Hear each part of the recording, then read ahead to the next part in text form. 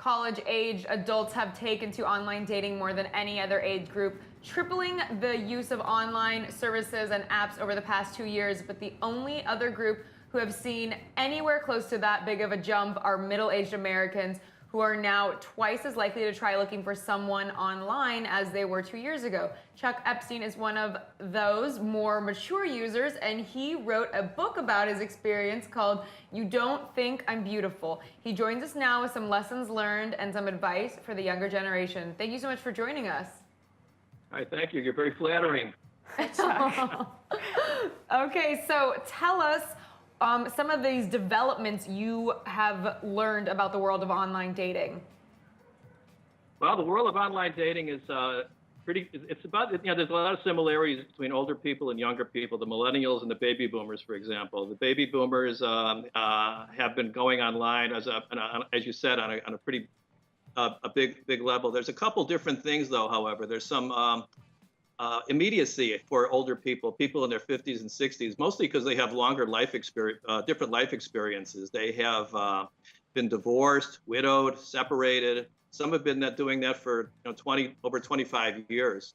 And you meet some of these people who are serial daters, and some people who are never been married. Some people are widowers and divorcees of all different circumstances, and divorcees with children. So they have a lot of emotional baggage that brings with them, as well as a lot of very good, strong emotional potency as well. And they have a lot of emotional memories too. So basically, some of the things I learned is that you have to be self-aware, no matter what age, whenever you're dating, whether you're millennial, your audience, or older. All right. What are the biggest mistakes that younger millennials or younger people make when they're dating online?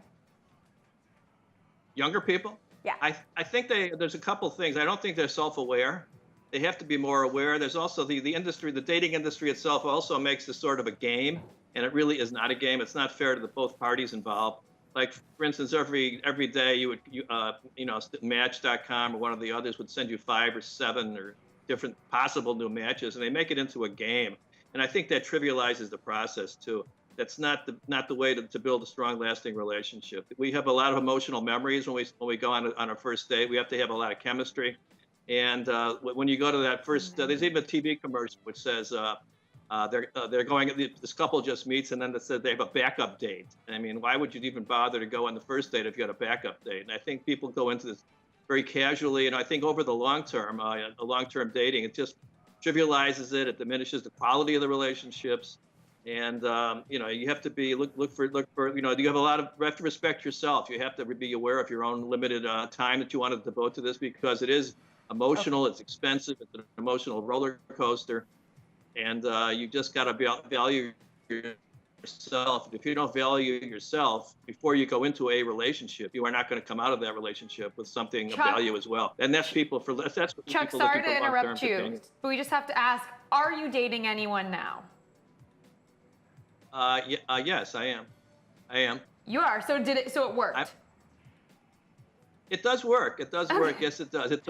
It's trying, but it takes time. But I think the idea that some people say it's a numbers game. Yeah.